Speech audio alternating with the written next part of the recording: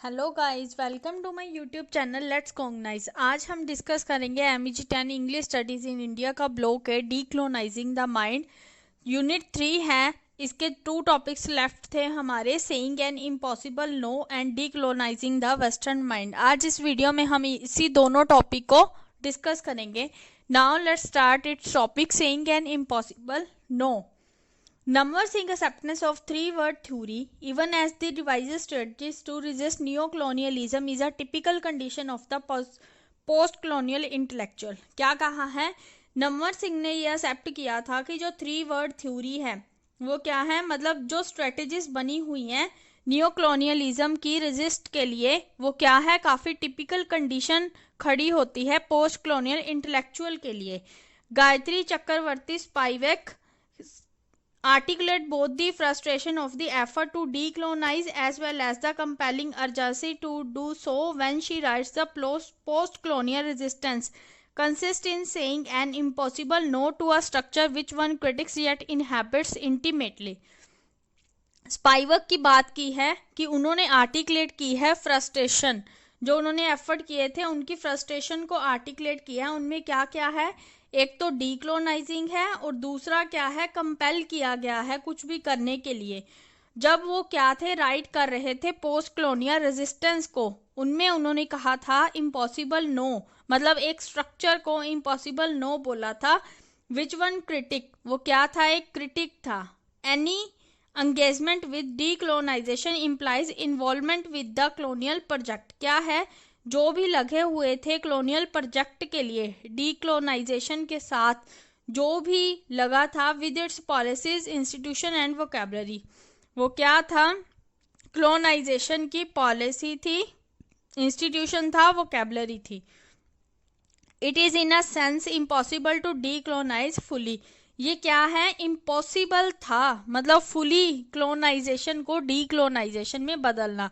इसीलिए स्पाइवक ने ये टॉपिक रखा था इम्पॉसिबल नो, मतलब क्या है, फुली जब क्या है क्लोनाइजिंग को डीक्लोनाइजिंग में बदलना क्या था, इम्पॉसिबल था। Spivak advance the idea of catachresis as a strategy to critic colonial assumption, जहां पर क्या है, ये जो केट चेरेसिस है वो क्या है, क्रिटिक कॉलोनियल अजम्पशंस है, मतलब कॉलोनियल मान्यताओं की एक स्ट्रेटजी है।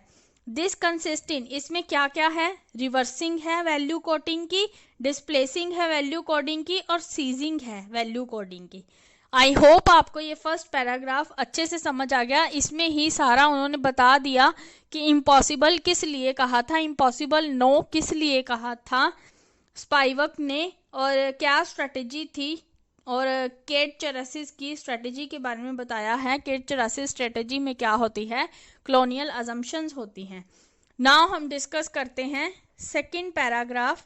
सेकंड पैराग्राफ में है हमारा, in modern and democratic India the constitution, जो मॉडर्न और डेमोक्रेटिक इंडिया है उसमें क्या है, संविधान है, पार्लियामेंट संसद है, जुडिशरी न्यायपाल है, सिविल सर्विस है, मिशनरी स्कूल है, and indeed the very idea of resisting operation in an organised manner, मतलब इन सभी चीज़ों से मिलकर क्या है, एक ऑर्गेनाइज्ड वे में, अच्छे तरीके में क्या है, रेजिस्टिंग को ऑप्रेस किया गया है।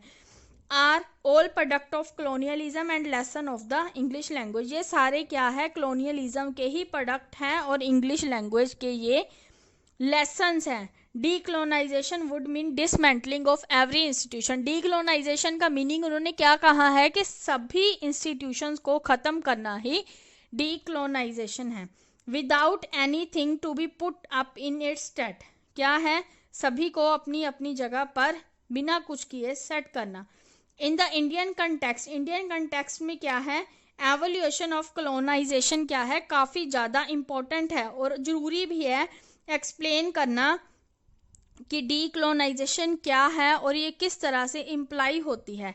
It is crucial to repeat that the pattern of colonisation determine the process of decolonisation, जो पैटर्न है क्लोनाइजेशन का उसी की प्रोसेस से हमें पता चलेगा कि डीक्लोनाइजेशन की प्रोसेस होती क्या है, और ये प्लेस टू प्लेस क्या है, डीक्लोनाइजेशन अलग अलग होती है, अलग अलग प्लेस पे इसका अलग अलग रोल होता है। स्कॉलर एंड एक्टिविटीज एंगेज, जो स्कॉलर और एक्टिविस्ट है वो किस में लगे हुए हैं, पोस्ट कॉलोनियलिज्म के डिस्कोर्स में लगे हुए हैं, और इसमें क्या है, उन्होंने अलग अलग इश्यूज को हाईलाइट किया है। These are very important to know, यह जानना सबसे जरूरी है अगर हम असेस करते हैं कॉलोनाइजेशन की स्ट्रेटेजी और डीकॉलोनाइजेशन की स्ट्रेटेजी को। The various academic bodies that facility research and inquiry in the area through scholarship and grants are product of a vicious imperialist. क्या है, काफ़ी एकेडमिक बॉडीज है जो क्या है, हमें फैसिलिटी प्रोवाइड करती हैं रिसर्च की और इंक्वायरी की उस एरिया में जहाँ पर क्या है स्कॉलरशिप और ग्रांट दी जाती है। किसके द्वारा दी गई है स्कॉलरशिप और ग्रांट, इंपीरियलिज्म के द्वारा। The Rhodes scholarship comes immediately to mind, तब अचानक ही क्या हुआ, रोड्स की स्कॉलरशिप माइंड में आई। Namvar Singh touch upon his aspect of neo colonialism, Namvar Singh ने क्या किया, अपने एस्पेक्ट को मतलब नियो कॉलोनियलिज्म को टच किया जब वो क्या था, बात कर रहा था एक्टिविटीज के बारे में ऑफ द फोर्ड फाउंडेशन, जब इंडिया की फाउंडेशन में वो एक्टिविटीज के बारे में बात कर रहा था। एंड अदर एशियन कंट्रीज भी थी वहां पर फाउंडेशन में, and the kind of studies it is known to fund, काफी डिफरेंट टाइप की स्टडीज थी जिसे किसका नाम दिया गया, फंड का नाम दिया गया। He also warned against a breed of local neo colonialist who facilitated this effort, क्या है और क्या है, वार्निंग की गई थी, किनके अगेंस्ट की गई थी, नियो कॉलोनियलिस्ट के अगेंस्ट, जिन्होंने इसके लिए एफर्ट किए थे और फैसिलिटी प्रोवाइड की थी। However it is difficult to find people, उन लोगों को ढूंढना काफी मुश्किल है, who have refused to these grants and scholarship on the basis of conviction, जिन्होंने क्या है कन्विक्शन के बेस पर ग्रांट और स्कॉलरशिप को मना कर दिया था। ये था हमारा फुल टॉपिक इम्पॉसिबल नो का। आई होप आपको ये अच्छे से समझ आ गया। नाउ हम डिस्कस करते हैं, लास्ट टॉपिक है हमारा decolonising the western mind. Decolonising the western mind, the process of decolonization of the mind would be incomplete without the decolonization of the western mind। जो decolonization की प्रोसेस है वो क्या है, इनकम्प्लीट है बिना वेस्टर्न माइंड की डीकॉलोनाइजेशन के। We have mentioned above that colonizer to internalize the colonial hierarchies of power to construct allegory of masterhood for themselves। क्या है, वो अपने लिए क्या करते हैं, ये हमने पहले भी मेंशन किया है कि क्लोनाइजर क्या है, कॉलोनियल हिरार्की ऑफ पावर को इंटरनलाइज करते हैं कंस्ट्रक्ट करने के लिए एलिगोरीज को, अपने खुद के लिए पावर्स के थ्रू एलिगोरी कंस्ट्रक्ट करते हैं। However it is important to remember that, यह जानना काफी जरूरी है, those allegories are constructed even as historical histories are rewritten, language imposed, cultural domination sought, and battles of resistance fought। There have been liberal and humanitarian groups in Europe who were not just sympathizing but also the actively fighting colonial power structure at home।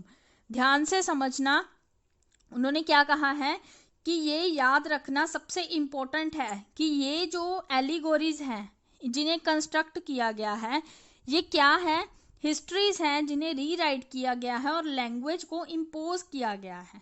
Cultural domination ढूंढी गई है और लड़ाई देखी गई है resistance के लिए, और लिबरल और ह्यूमैनिटेरियन ग्रुप है जो यूरोप में, जो क्या है सिर्फ सिंपैथाइजिंग नहीं है बल्कि ये क्या है एक्टिवली क्या है लड़ाई वाले कॉलोनियल पावर स्ट्रक्चर है हमारे ही घर में।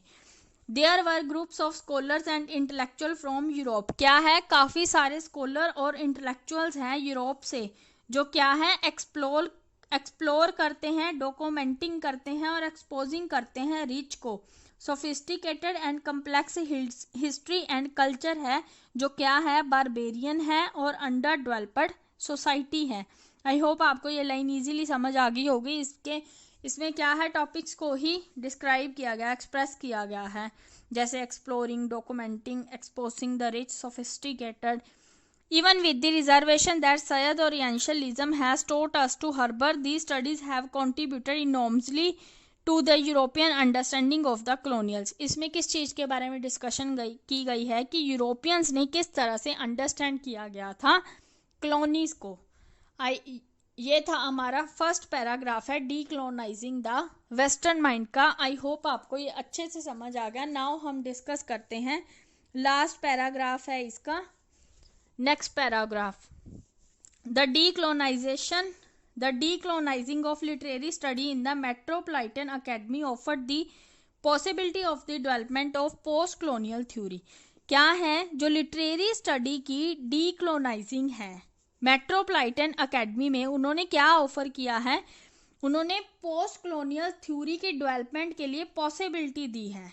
The works of post colonial critic, जो पोस्ट कॉलोनियल क्रिटिक काम कर रहे हैं उन्होंने सबसे पहले क्या था, पब्लिश किया था जर्नल्स में, coming out of the Anglo American academy. Anglo American academy के बाहर उन्होंने पहले जर्नल्स में पब्लिश किया था। These facts do not in any way undermine the radical path-breaking scholarship of the author or their essay. Rather, it shows that they have created this space for, उन्होंने क्या है स्पेस क्रिएट की थी anti colonial, anti imperialist और anti capitalist scholarship के लिए and politics के लिए। इन दी बेस ऑफ, किसके बेस पर की थी स्पेस, पावर के बेस पर। The fact that their essay are seminal also to post colonial study, ये जो essay हैं वो किनके लिए हैं, पोस्ट colonial study के लिए है मेट्रोपॉलिटन एकेडमी में, जिसमें क्या है किसके साथ डील की जाती है, कम्प्लेक्स बैलेंस ऑफ पावर के साथ। आई होप आपको यहाँ तक अच्छे से समझ आ गया। यहाँ तक क्या है, उन्होंने पावर की बात ही की गई है मेट्रोपॉलिटन सेंटर और एकेडमी में। The process of decolonisation of European mind, जो यूरोपियन माइंड की प्रोसेस ऑफ डीकॉलोनाइजेशन है उसे किसके द्वारा फॉरवर्ड किया गया है, by the migrant population of previously colonised people. किसके द्वारा, वो पॉपुलेशन जो क्या है माइग्रेंट है, who sucked into European country for better prospect after the colonies were liberated and continue to do so. किसके लिए वो यूरोपियन कंट्री में माइग्रेंट होते हैं, बेटर प्रोस्पेक्ट के लिए कॉलोनीज के बाद। Thus today the presence of immigrants in Europe, तो अब भी कहाँ चलती है इमिग्रांट, यूरोप में और यूनाइटेड स्टेट में। उससे क्या है काफ़ी ज़्यादा चेंजेस आई हैं कल्चर, आर्ट्स और लिटरेचर में। A vital and exciting literature is coming out of the previously colonise country as the empire writes back. क्या है, काफ़ी ज़्यादा वाइटल मतलब जरूरी है, एक्साइटिंग लिटरेचर है जो क्या है बाहर आया है कॉलोनाइज्ड कंट्री से पहले, किसकी तरह, एम्पायर राइट बैक, जैसे हम बोलते हैं एम्पायर राइट बैक, मतलब उसकी तरह ही वापस आया है। One of the consequence of the decolonising of the mind, result क्या है डीकॉलोनाइजिंग ऑफ द माइंड का लिटरेरी स्टडी में इंडिया में, ये क्या है एक कैनन है। वी हैव बीन विटनेस, जो क्या है गवाही देता है लास्ट कुछ सालों की, सो दैट लिटरेचर क्या है इसके बजाय one projected by the British canon, मतलब एक ऐसा लिटरेचर है जो किसके द्वारा बनाया गया है, ब्रिटिश कैनन द्वारा। दैट वी, और हमने इसे किसके द्वारा इनहेरिट किया है, ब्रिटिश राज से, जिन्होंने खुद भी इनकी स्टडी की थी। हमने भी इनकी स्टडी की है लिटरेचर की ब्रिटिश राज से इनहेरिट करके। ये था हमारा decolonising the western mind. I hope आपको ये दोनों टॉपिक अच्छे से समझ आ गए। नाउ हम मिलते हैं नेक्स्ट वीडियोस में, तब तक के लिए आप इस पूरे चैप्टर को एंजॉय करें और अपने एग्ज़ाम की तैयारी अच्छी तरीके से करें। Thank you guys, bye bye, have a nice day.